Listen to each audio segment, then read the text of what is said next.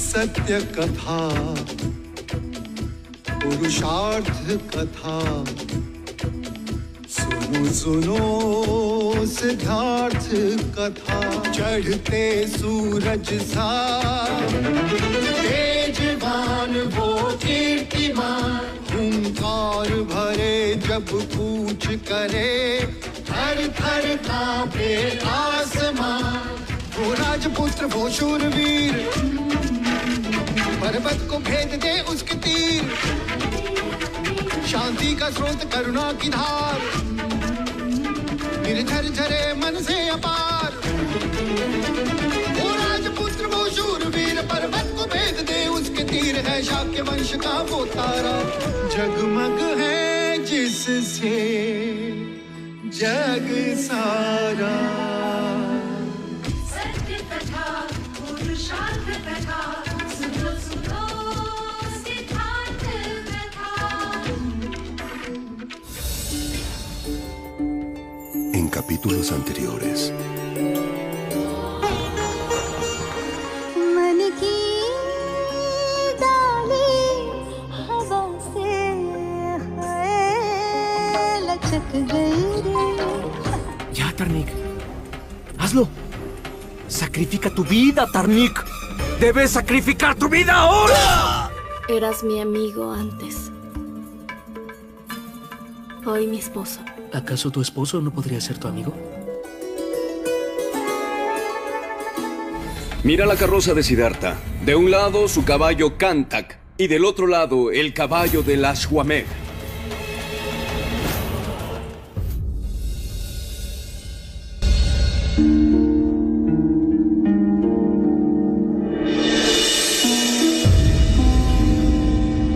आप? बड़ी देर से सोच रहा हूं कि आपको हित चिंतक कहूं या हित शत्रु। आज अचानक आप विकल्पों की भाषा बोलने लगे। अभी अभी कौशल नरेश राजा प्रसन्नजीत को विदा करके आया हूं। बड़े अपमानित लग रहे थे। चलो अच्छा हुआ, जो समझाना था समझ गए। वैसे आप चाहते क्या हैं मछली राजा? जो मैं चाहता था वो तो हुआ नहीं, परंतु जो लोग चाहते हैं वो मैं होने नहीं दूंगा। खूब समझता हूं मैं आपकी कूटनीति को। पहले अश्वमेघ के घोड़े को रथ में बांधना, फिर कौशल नरेश प्रसन्नजीत को मेहमानों का स्वागत करने को कहना, और संघ सभा में महाराज शुद्धोधन के विरुद्ध राजाओं को उकसाना। आप महाराज के मित्रों को शत्रु बना रहे हैं।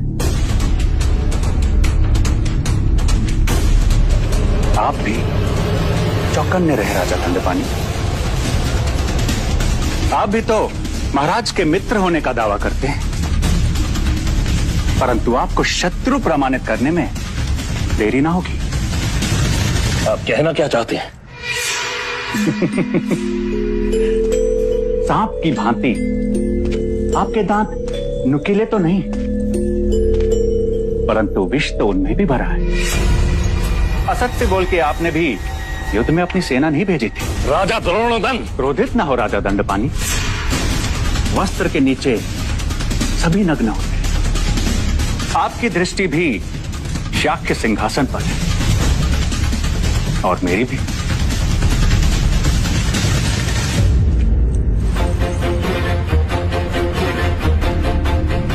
कहा ना, वस्त्र के नीचे सभी नग्न होते हैं।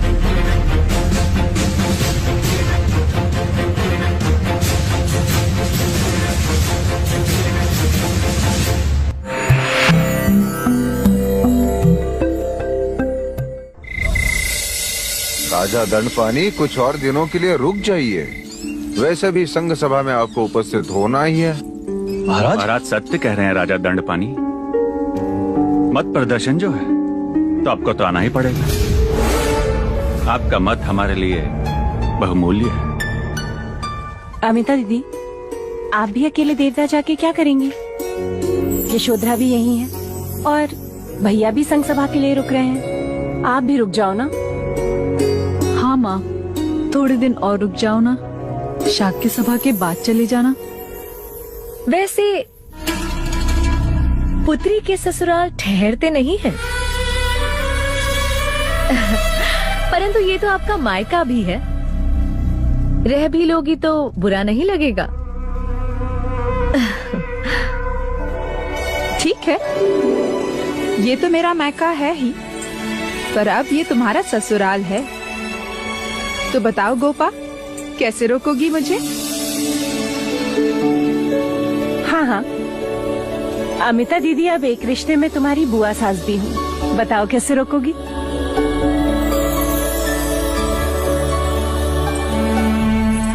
अमिता बुआ जी, आपसे विनती है, जब आप इतने दिनों बाद विवाह में आई हैं, तो कुछ दिन और रुक जाओ, जिससे इस नई वधू को आपकी सेवा का अवसर मिले। अब आप इतना आग्रह कर रही हैं नई वधू, तो हम रुक जाते हैं। देख लो, बस कहने की देर थी ना। हमने इतना कहा, हमारी एक नहीं सुनी। पुत्री के कहते ही चरण रुक गए।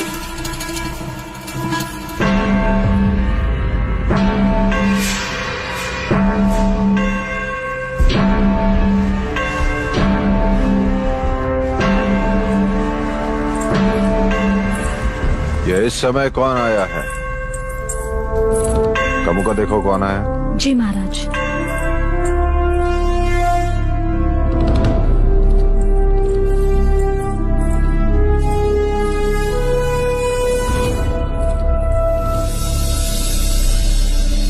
प्रणाम महाराज। मोहिनी इस समय? कहो क्या बात है? क्षमा करें महाराज, जो इस समय आना पड़ा। विवाह के पश्चात राजमहल से सारी गणिकाएं रंग महल में आ चुकी हैं, परंतु महाराज कंचनी अभी तक नहीं लौटी।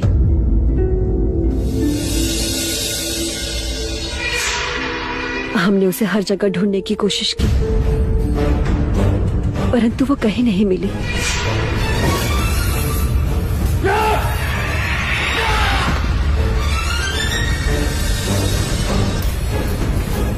क्या किसी ने कंचनी को राजमहल में कहीं देखा है?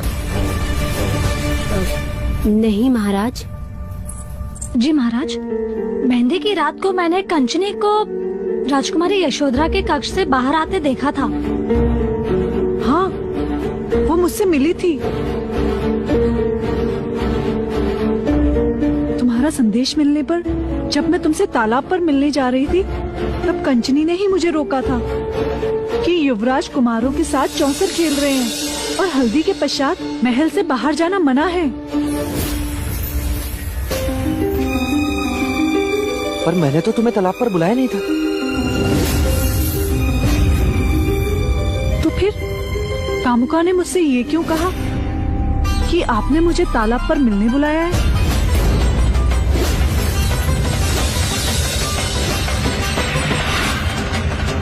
पिताजी, मैंने तो कामुका से ऐसा कुछ नहीं कहा। कामुका, क्या तुमने ये संदेश यशोधरा को दिया था?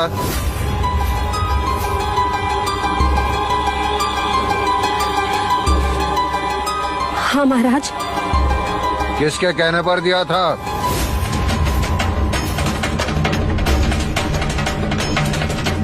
बताओ कामुका, किसके कहने पर किया तुमने ऐसा? बताओ।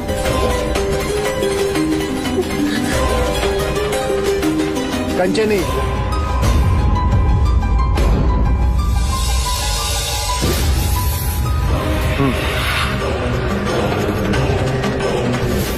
हाँ,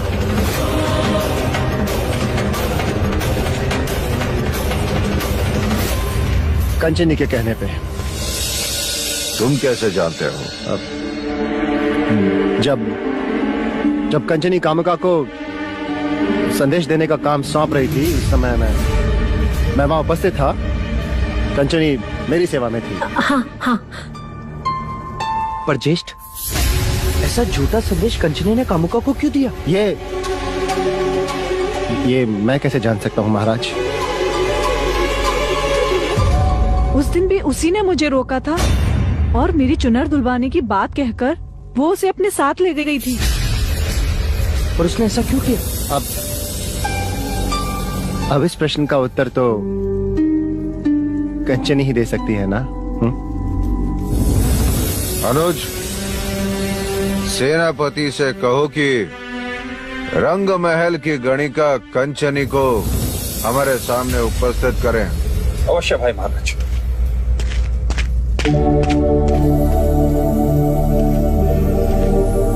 आप चिंता ना करें मोहिनी देवी, कंचनी कहाँ है और उसने ऐसा क्यों किया, इस प्रश्न का उत्तर हम जल्दी ही ढूंढेंगे। जी प्रणाम महाराज।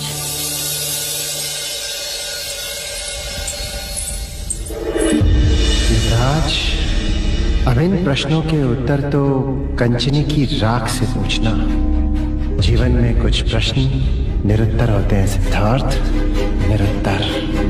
और अब कंचनी भी इनमें से एक प्रश्न है।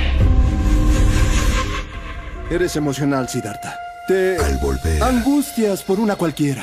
Nadie sabe si murió o en dónde está. Solo los vivos responden.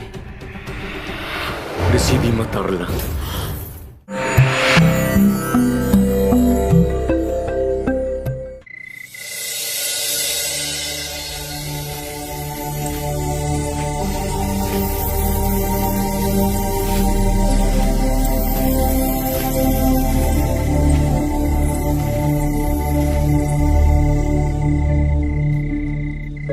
चांद देख रहे हो? नहीं तो सितारों से बात कर रहे होगे? नहीं। फिर तो अवश्य उल्लू से बात कर रहे होगे। नहीं काकी माँ। तो फिर इस समय यहाँ अकेले क्या कर रहे हो युवराज? काकाश्री, जब से मोहिनी देवी ने मुझसे कंचनी की बात की, तब से मुझे उसकी चिंता हो रही है। मन में एक के बाद एक जैसे प्रश्नों की माला बनती जा रही है कि कहाँ होगी वो, कैसी होगी वो, और उसने गोपा को कामुका के द्वारा यह संदेश क्यों भेजा कि मैंने उसे तालाब पर बुलाया और फिर स्वयं ही जाकर उसे रोका। तुम व्यर्थ चिंतित हो रहे हो सिद्धार्थ। सैनिकों से ढूंढ रहे हैं, मिलने पर सारे प्रश्नों के उत्तर मिल ही जाएंगे। वैसे भी कोई स्त्री गणिका का जीवन नहीं जीना चाहती। जब भी किसी को कोई योग्य साथी मिल जाता है तो वो उस अवसर को जाने नहीं देती, चली जाती है। कदाचित उर्मिला की तरह उसे भी कोई मिल गया हो। हाँ? तथास्तु, यदि ऐसा हुआ है तो मुझे बहुत आनंद होगा। तुम बहुत भावुक हो सिद्धार्थ, जो एक गणिका के लिए इतनी चिंता कर रहे हो। नहीं होता, किसी को पता नहीं होता कि वो जीवित है या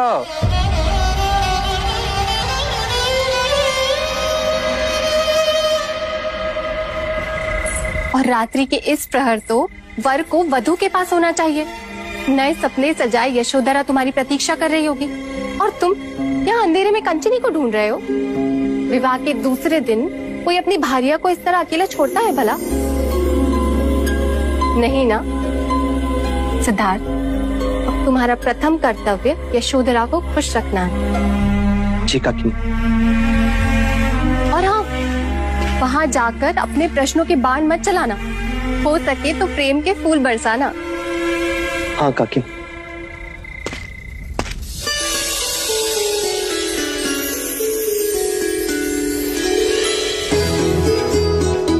राजकुमारी यशोधरा, युवराज सिद्धार्थ पधार रहे हैं। मैं कब से तुम्हारी प्रतीक्षा कर रही हूँ। क्यों? तुमने जो उपहार दिया था वो ही तुम्हें दिखाना है। मैंने तुम्हें कौन सा उपहार दिया गोपा? नहीं दिया तो कोई बात नहीं, पर तुम तो जानते हो ना कि ये गोपा अपना उपहार अपने आप ही ले लेती है।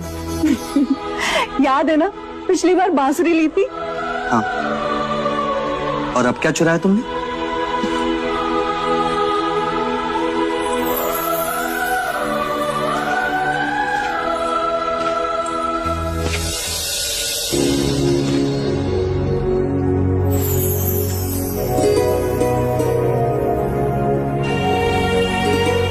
अब कहो, तुमने इसमें रंग कब भरे? नहीं जानता कुमार। कदाचित तुम्हारी याद मुझे इस मूर्ति के पास ले गई होगी और अचानक मैंने रंग भर दिया। तुम्हारी प्रेम की ये रीत मुझे बहुत पसंद आई। बस इसमें एक कमी रह गई है। कौन सी? ढूंढो तो मानू। देखो ध्यान से।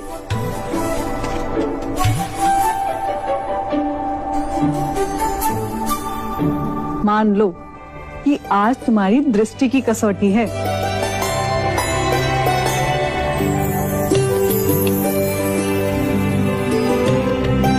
इस मूर्ति में केवल तुम्हारी प्रेयसी दिखाई दे रही है,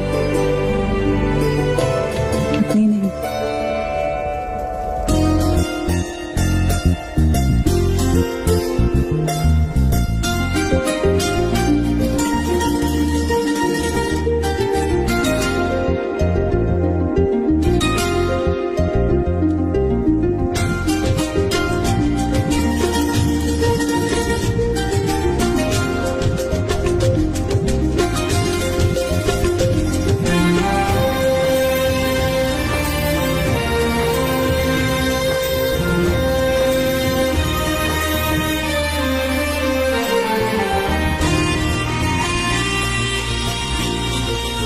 मांग में सिंदूर भरने का अर्थ स्त्री के जीवन को खुशियों से भर देना। ये सिंदूर हर दिन हर घड़ी स्त्री को विवाह के उस पल की याद दिलाता है जो उसके जीवन की सर्वोच्च घड़ी होती है। तुम दृष्टि की इस कसौटी में तीन हुए युवराज।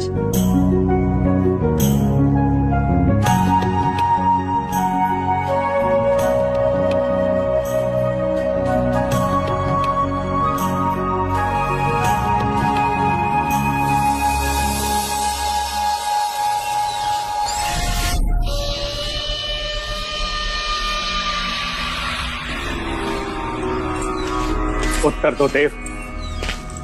क्या एक ही प्रश्न तुमसे बार बार पूछना पड़ेगा? मैंने कहा उत्तर दो देव। जब वो कंचनी की बात से अवगत नहीं है तो फिर आप क्यों उसे? तुम चुप रहो मंगला। जितना तुम इसे जानती हो उससे अधिक मैं इसे जानता हूं। आंखें बता रही इसकी। बोलो देव, उस कंचनी के कारण तुम पहले भी चर्चा में आ चुके हो। यदि इस बार भी तुमने कुछ किया और प्रत्यक्ष आ गई तो वो नहीं आ सकती।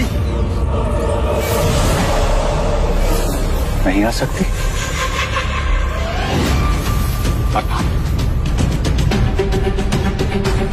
प्रत्यक्ष वो आते हैं जो जीवित होते हैं। मार दिया मैंने उसे।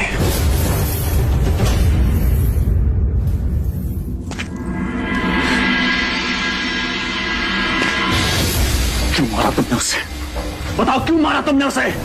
क्योंकि यशोधरा की जगह वो आ गई थी। यशोधरा? कहना क्या चाहते हो तुम? क्या करने जा रहे थे तुम यशोधरा के साथ? देवदत्त!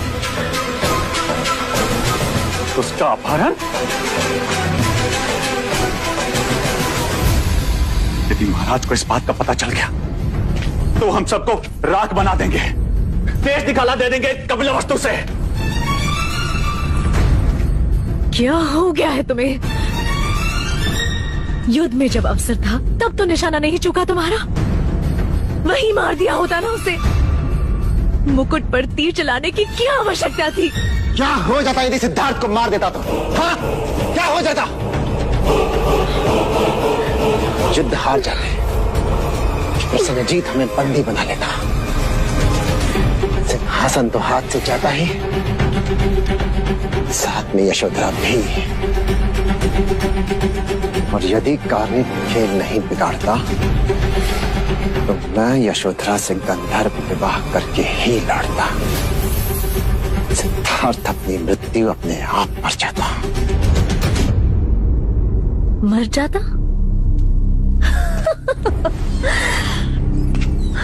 अपने भाग्य में अमरता लिखवा कर आया है वो।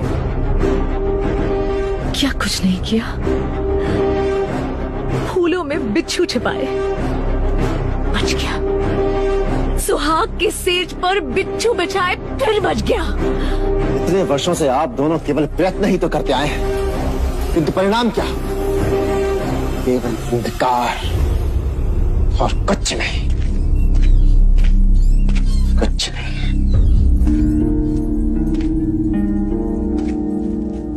पर उसी अंधकार में एक मार्ग दिख रहा है। कैसा मार्ग? संन्यास का मार्ग। तुम्हें याद है आर्या, असित मुनि की वाणी सुनकर मैंने क्या कहा था? सिद्धार्थ के जन्मदिन पर मैं उसे भेंट में एक कमंडल दूंगी। अब वो समय आ गया है आर्या। साधु संत सन्यासी, दुख दया माया पीड़ा वैराग्य, और फिर वानप्रस्थ। तुम कहना क्या चाह रही हो? यही कि सिद्धार्थ के पास बस दो मार्ग हैं, या तो जग से जाए या फिर वन में जाए। जग से नहीं जाता तो वन में जाए। देखते जाओ आर्य, अब सिद्धार्थ को मैं कैसे भगवा पहनाती हूँ।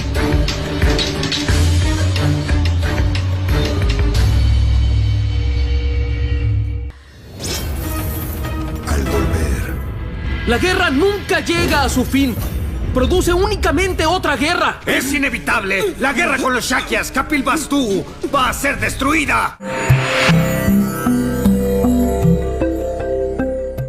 ये देखो सिद्धार्थ, ये है 7 खंडीय आवास, ये है 9 खंडीय आवास और ये 12 खंडीय आवास। ये तुम दोनों के लिए, ताकि तुम हर ऋतु में वैवाहिक जीवन का आनंद ले सको। परंतु इन सब की क्या आवश्यकता थी पिताजी? आवश्यकता है पुत्र, नई गृहस्थी में एक दूसरे को समझने के लिए अवकाश चाहिए। तो फिर पिताजी, मैं और गोपा इन आवासों से दूर ऐसे शांत स्थान पर जाना चाहेंगे जहां प्रकृति का आवास हो, जो निसर्ग के समीप।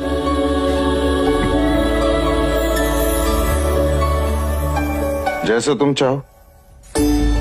एक उपहार आपने अपने पुत्र को दिया, तो अब एक उपहार मैं भी अपनी बहू को देना चाहती हूँ। अवश्य अवश्य। लौशिका,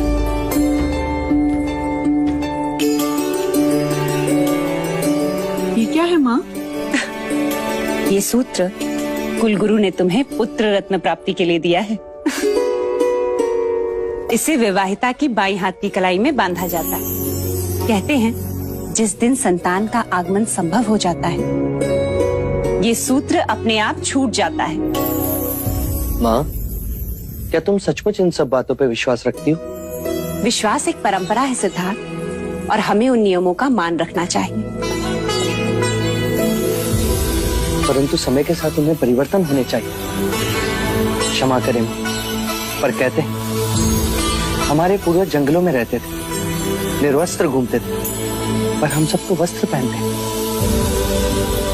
वो पेड़ों और गुफाओं में सोते थे, हमने हमारे सोने के लिए आवास बनाए। वो शिकार करते थे, हम धान उगाते।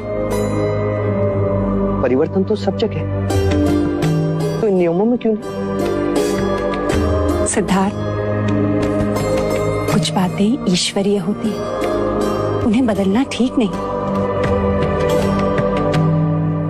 यही तो प्रश्न है कि मैंने केवल ईश्वरीय बातें सुनी। इन बातों को पहले ईश्वर को तो किसी ने नहीं सुना।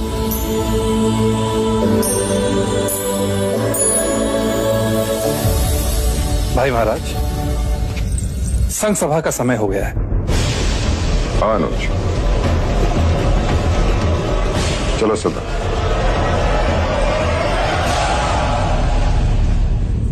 आज संघ सभा में हम पर कई प्रश्नों के तीर चलाए जाएंगे और उन सभी प्रश्नों के उत्तर हमारे पास हैं पिताजी।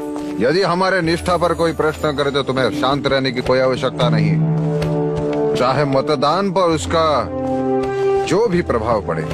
आप निश्चिंत रहें, हमारी प्रामाणिकता ही हमारी शक्ति है पिताजी।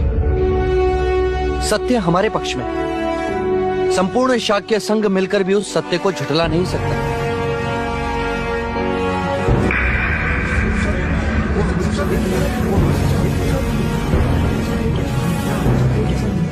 संघ की पिछली सभा जो युवराज के विवाह के कारण स्थगित कर दी गई थी, उसके कुछ अधूरे प्रश्नों पर विचार होंगे और फिर से मतदान होगा।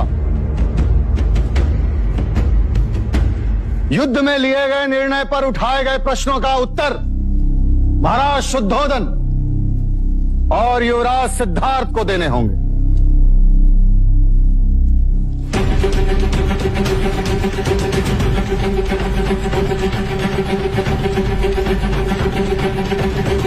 भाई महाराज, आप प्रश्नों के उत्तर हमें देने तो अध्यक्ष के स्थान पर बैठने का अधिकार हमारा कैसे हो सकता है?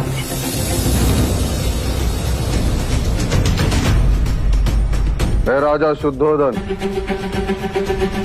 शाक्य संघ से निवेदन करता हूं कि वो अपने प्रश्न करें। युवराज सिद्धार्थ, आप ही ने युद्ध की व्यूह रचना की थी और आप ही ने बिना किसी से परामर्श लिए युद्ध रोकने का प्रयास भी किया।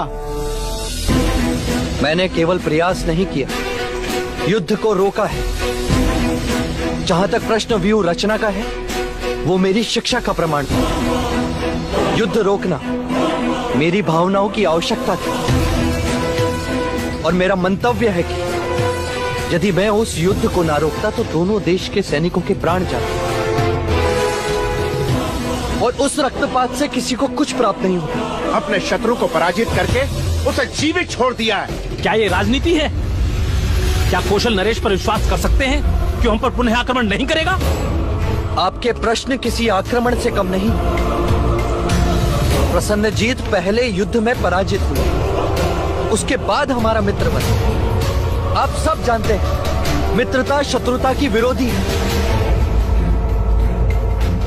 प्रसन्नजीत हम पर पुनः आक्रमण करने से पहले उस युद्ध के बारे में सोचेगा। यही तो खेद की बात है युवराज, सब आपकी तरह नहीं सोचते। अपमान का बदला लेने का प्रण लेकर गया है प्रसन्नजीत। जाते हुए कहकर गया है कि कपिल वस्तु को उध्वस्त कर दूंगा। भविष्य की गर्भ में क्या छिपा है ये कौन जानता है? ना आप ना मैं। तो फिर हम कल की चिंता क्यों करें? महाराज शुद्धोधन, कौशल से युद्ध के कारण कितनी प्राण हानि हुई है। सवारी और शस्त्र जुटाने में राजकोष खाली हो गया है। क्या आपको इसकी चिंता नहीं है महाराज? परंतु उस समय युद्ध हमारी प्राथमिकता थी। तो विजय के पश्चात आज तक आपने प्रसन्नजीत से युद्ध का खर्च क्यों नहीं लिया महाराज? शीघ्र ही लेंगे। कब? जब प्रसन्नजीत हम पर पुनः आक्रमण कर देगा तब? हाँ बोलिए बोलिए। विवाह में प्रसन्नजीत को आमंत्रित कर आपने अपनी मनमानी की। युद्ध से पहले प्रसन्नजीत हमारा शत्रु था और युद्ध के पश्चात हमारा मित्र, और मित्र को विवाह में आमंत्रित करना हमारा कर्तव्य था। वाह युवराज, और युद्ध में जितने शाक्यों ने अपने प्राण दिए उनके प्रति आपका कोई कर्तव्य नहीं। केवल व्यर्थ बातें करने का कोई अर्थ नहीं। यदि आप शाक्य शूरवीरों के बलिदान को सम्मानित करना चाहते हैं तो बताइए, आप में से कौन है जो उन घायल सैनिकों की पीड़ा पूछने गया?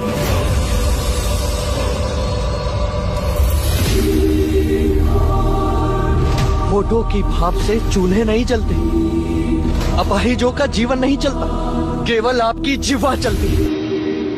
और ये बात मैंने पहले भी कही और आज भी कहता हूं, युद्ध केवल रणभूमि में नहीं लड़े जाते, युद्ध पश्चात उन घायल सैनिकों के घरों में युद्ध लड़े जाते हैं।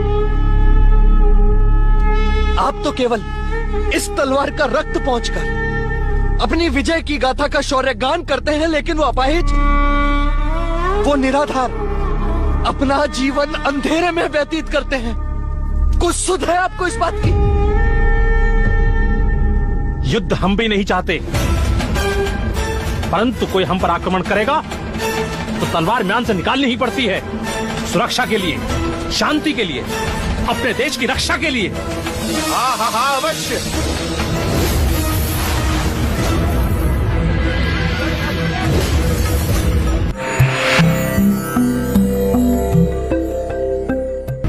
ये तलवार शांति नहीं देती, केवल रक्त बहाती है।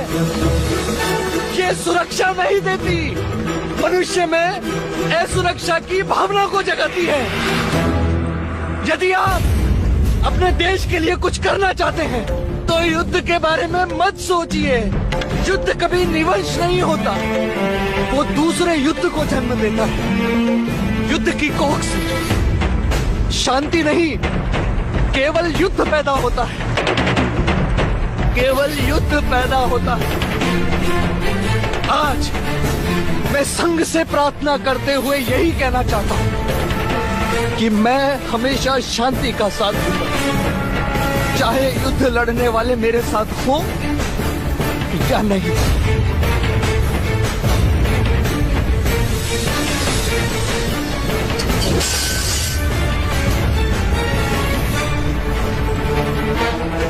ये संघ का अपमान है। हाँ हाँ, ये अपमान है।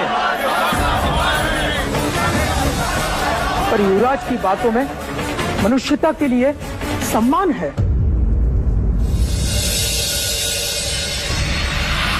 आप सब ने महाराज और युवराज के मंतव्य को जान लिया। अब अविश्वास के लिए मत प्रदर्शित होंगे।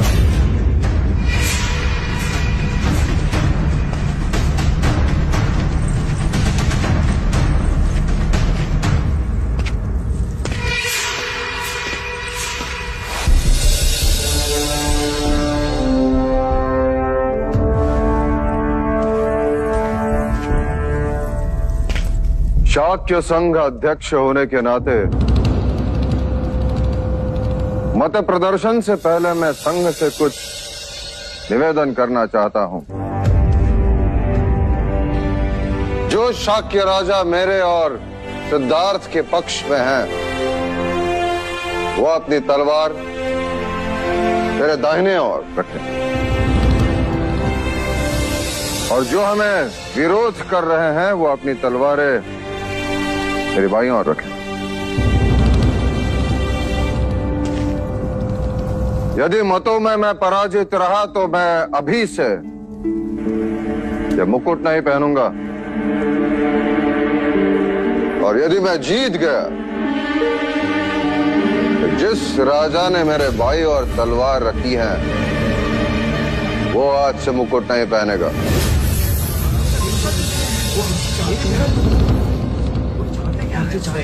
शाक्य राजाओं से मेरी विनती है कि वो अपने मतों का प्रदर्शन करें।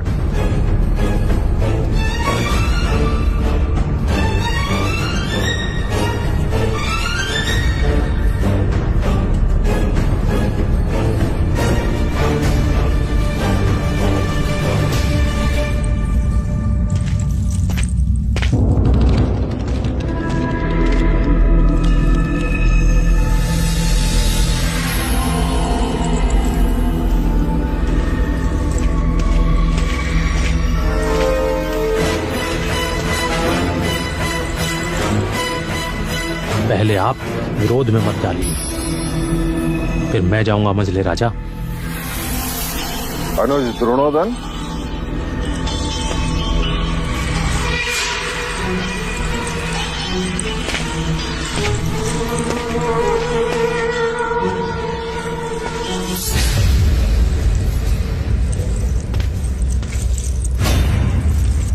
राजा दंड पानी,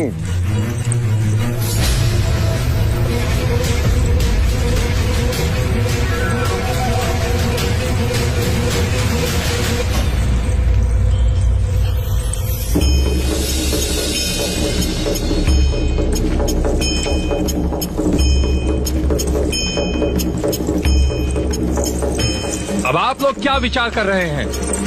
आपके सिवाय सबने सिद्धार्थ के पक्ष में मत प्रदर्शित किया है। अगर आप विरोध में करोगे तो आप ही बिना मुकुट के घूमोगे। ये सभा अब आपके लिए नहीं रुक सकती।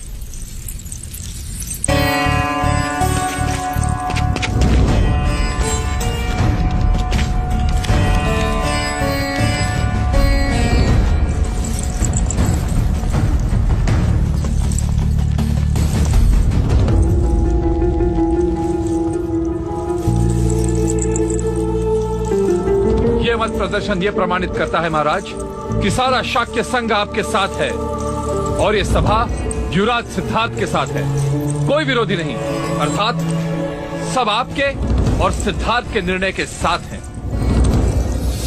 महाराज शुद्धोधन की, महाराज शुद्धोधन की, महाराज शुद्धोधन की, महाराज शुद्धोधन की, महाराज शुद्धोधन की, महाराज शुद्धोधन की, महाराज शुद्धोधन की, महाराज शुद्धोधन की, महाराज शुद्धोधन की।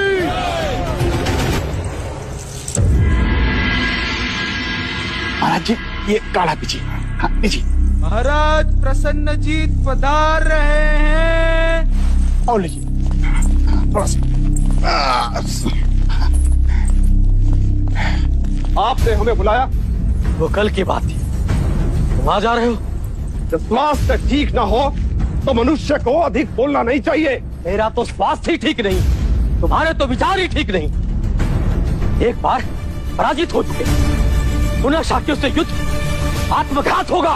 अब जो युद्ध होगा वो हमारे आत्मसम्मान के लिए होगा, हमारे अपमान का प्रतिशोध होगा।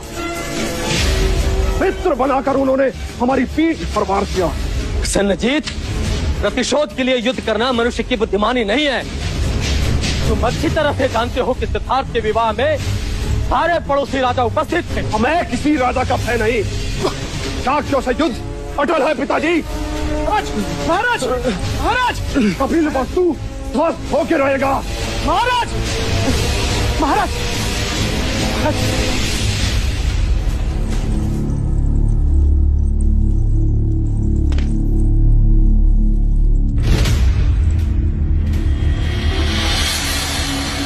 आपके रोकने से युद्ध टलेगा नहीं।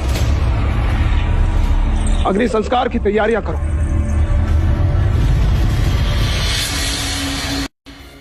Debería visitar el nuevo reino. Al volver. Y ver a mis súbditos. Me gustaría conocer por completo la región de Shakya, padre. No puedo dejarte hacer eso, querido Siddhartha. ¿Por qué? No tengo por qué decirte.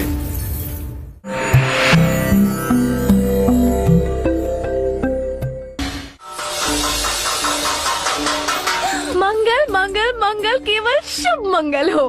क्या बात है काकी माँ, आप बड़ी प्रसन्न दिख रही हैं। केवल मैं ही नहीं, सारा महल, पूरा राज्य, सब खुश हैं। पूछे तो क्यों?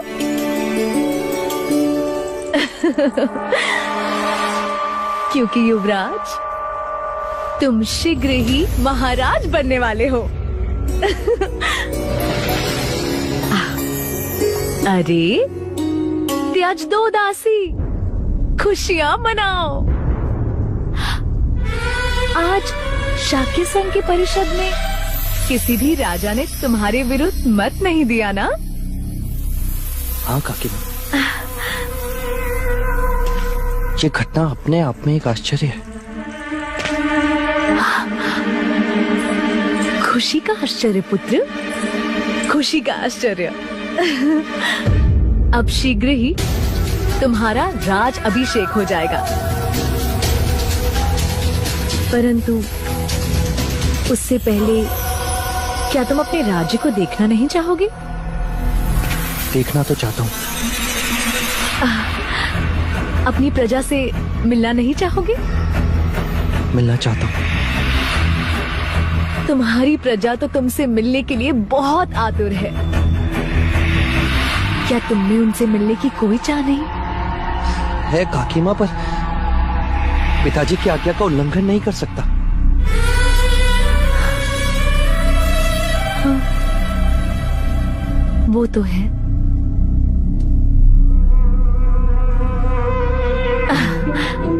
इधर आओ।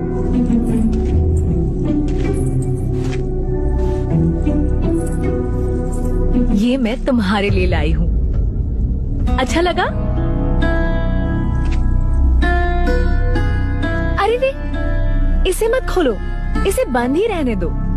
ये तो तुम्हारे लिए है ना? परंतु खोल कर नहीं देखूंगा तो मुझे पता कैसे चलेगा इसमें क्या है? वही तो मैं कह रही हूँ पुत्र, इतनी छोटी सी डिब्बे को खोलने के लिए इतनी आतुरता, और इतने बड़े राज्य को देखने के लिए कोई आतुरता नहीं।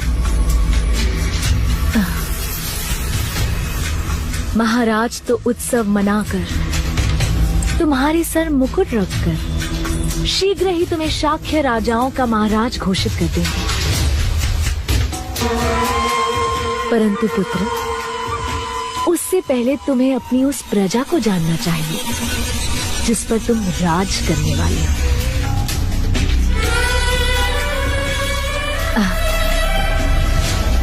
कदाचित मैंने कुछ अधिक कह दिया हो तो क्षमा करना पुत्र। नहीं काकी माँ, आपने सत्य कहा। मुझे अपने राज्य में भ्रमण कर अपनी प्रजा से मिलना चाहिए।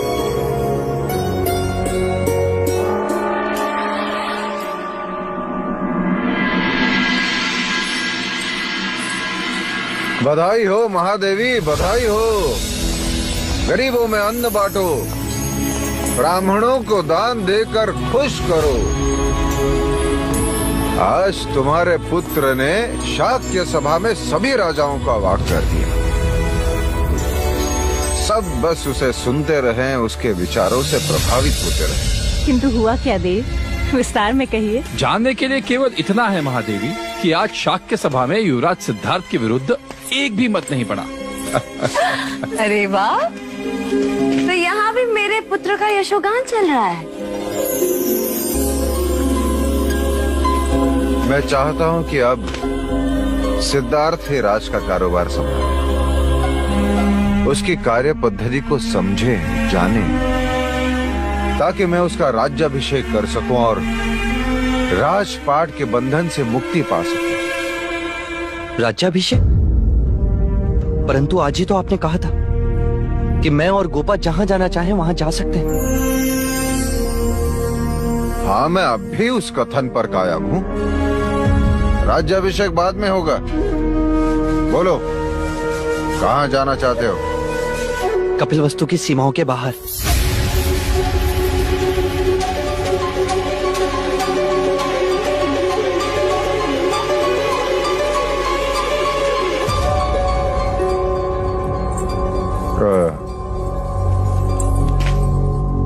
क्यों पुत्र? पिताजी, मैं उन स्थानों पर जाना चाहता हूं जहां पर हमारा राज्य है, पर मैंने देखा नहीं। लोग अपने, पर मैं उनसे मिला नहीं। मैं पूर्ण शाक्य गणतंत्र प्रदेश का भ्रमण करना चाहता हूं पिताजी। तुम्हें भ्रमण करने की क्या आवश्यकता है? ऋणोदन, अमितोदन, देवदत्त हैं। वो तुम्हें राज्य की परिस्थिति से अवगत करते रहेंगे। परंतु पिताजी, मैं उन परिस्थितियों को स्वयं अपनी आंखों से देखना चाहता हूँ।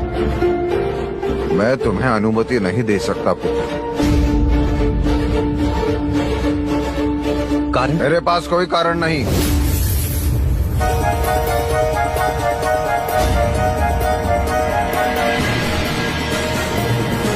तो फिर मैं भी राज्य का कार्यभार नहीं संभाल सकता। अपना राज्याभिषेक नहीं करवा सकता।